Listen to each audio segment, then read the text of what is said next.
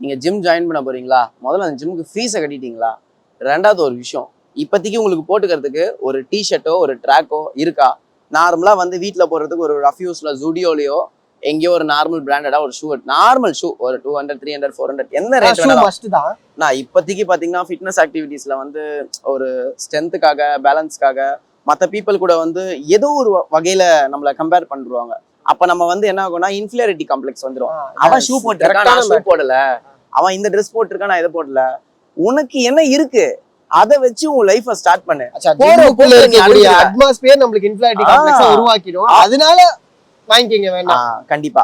But என்னை பொறுத்த வரைக்கும் என்னன்னா, என்னை பொறுத்த வரைக்கும் நான் எப்படி நான் யோசிப்பேன்னா, என் பக்கத்துல இருக்கிறவன் எவ்வளோ காஸ்ட்லியா ட்ரெஸ் போட்டாலும் எவ்வளோ காஸ்ட்லியா ஷூ போட்டாலுமே என்னோட யூனிக்னஸ் என்னன்னு பாத்தீங்கன்னா, நம்ம கிட்ட என்ன இருக்கோ அதை வச்சு நம்ம பண்ணணும்ன்றதான் என்னோட யூனிக்னஸ்.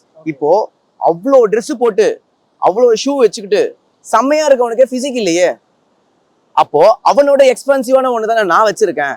நீ ஷூ போட்டுக்கோ, செம்மையா ட்ரெஸ் போட்டுக்கோ. இன்கேஸ் 2 பேருமே டிஷர்ட் கழட்டிட்டு பக்கத்துல நிற்போம், யாரு செம்மையா இருப்பா? அப்போ அந்த விஷயத்துக்கு நீ டிசர்வ் ஆகணும்னு யோசிச்சாலே இது எல்லாமே ஈஸியா கிடைக்கும். சும்மா உண்மையான அவுட்ஃபிட்டே நம்ம பிசிக் தானா, ஹெல்த்தியான லைஃப் ஸ்டைல இருக்குமா, பாக்குறதுக்கு ஏஸ்தட்டிக்கா இருக்குமா, அதுக்கப்புறம் ஆசைப்பட்ட ஃபுட் எல்லாமே சாப்பிட முடியுதா, எங்க போனாலுமே நம்ம பாடியை வந்து மெயின்டைன் பண்ற அளவுக்கு நமக்கு மென்டலி ஸ்டெபிலிட்டி இருக்கா, அது போதும். அதுக்கப்புறமேட்டு மீதிலாம் ஈஸியா கிடைச்சிடும்.